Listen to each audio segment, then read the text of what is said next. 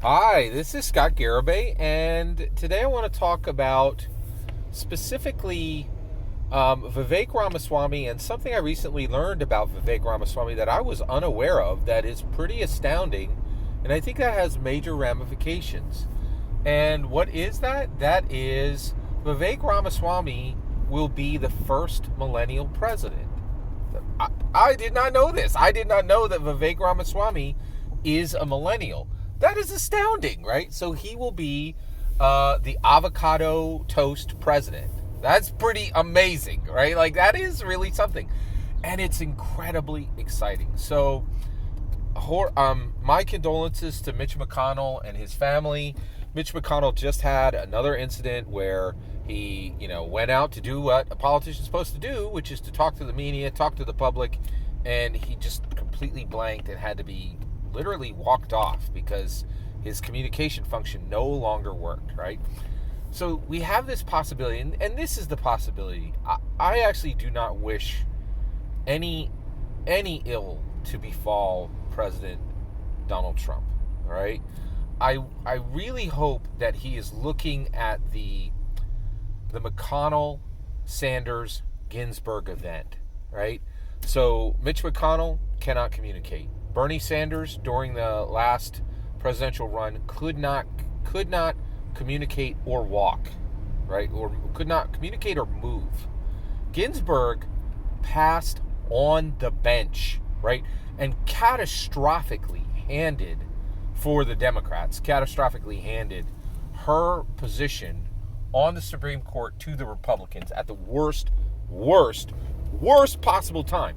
I guarantee you Roe v. Wade was overturned because Ginsburg worked until she was 86 and passed on the bench. It was catastrophic for the Democrats. It literally put 50 years of Roe v. Wade and just tanked it, right? And so this is the McConnell, Sanders, Ginsburg event, right? You either lose communication, you lose your ability to communicate and move, or you lose your ability to communicate and move forever. That's what happened with those three people, right? And here's the thing, I've said this all along, and I'm going to say it again. Do not get it twisted for 1 second. President Donald Trump is a genius. He is extremely smart. And I think we have this possibility that he could say, hey, I think somewhere in his heart, he may actually have a shred of care for this nation. All right. And he may come to his senses and say, let's not take this to the point of loss. Right? Why don't I just bow out and let other people move forward and do something real with the presidency, right? And not let me just listen to the information we have gotten from this 80-year-old president experiment. We've run the experiment with President Joseph Biden. It has been catastrophic. We know, right, that this leads to a McConnell, Sanders, Ginsburg event, which would be catastrophic for the nation. And so I think our greatest hope is no ill befalls President Donald Trump. He remains healthy, and he just comes forward and says, for the straight of the nation, I don't want the Republicans to repeat every single mistake that the Democrats made. They knew this was going to be a train wreck, and it has been a train wreck, but far worse than the Democrats ever imagined, right? The Democrats knew that an 80-year-old president was not going to work, but they're like, we'll take the win in whatever form it gets. But now their worst nightmares have become reality. What is that nightmare? That nightmare is them realizing, oh my gosh, the country's at the brink of World War III and people cannot buy eggs, let alone cars or houses.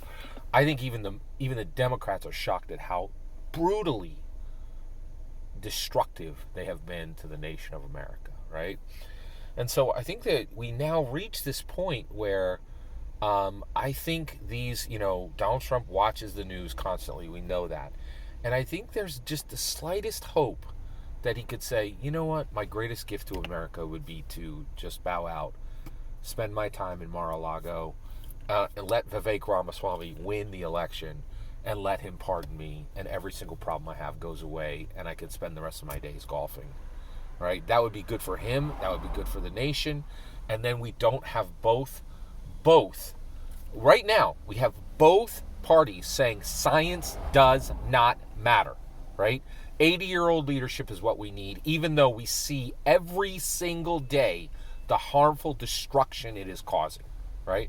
But if Republicans do this, they're saying, forget it. We don't care about merit. We don't care about science. We don't care about anything but winning, the same way the Democrats do.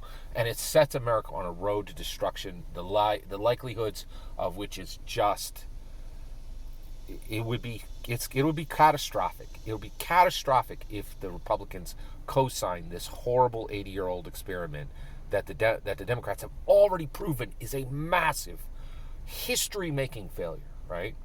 So, Vivek Ramaswamy now fundamentally represents a catapulting of American sense and hope and reality, right? I don't even think we've ever had a Gen X president, right? But we would be going to a millennial president, and the vibrancy and the youth and the hope and the smile and the radiance of having youth attached to an American presidency, right? With the Republicans saying, we care about people of color, not us saying it, but us doing it. We are behind the Democrats. They have proven they are truly behind people of color because they elected a person of color president. Can the Republicans do that and say, this is truly a nation of hope? Both parties are dedicated to equality, right? And the arrival of Vivek Ramaswamy, a brilliant, kind, tolerant, wonderful, vivacious, young president, would, I think, catapult.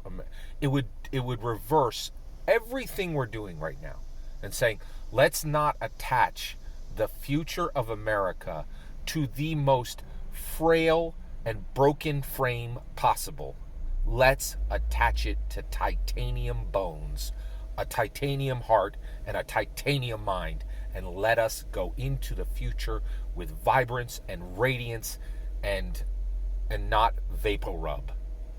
That's the future of America. Vivek Ramaswamy represents hope, represents vibrancy, represents youth, represents a smile, a genuine smile, and represents a true America 2.0.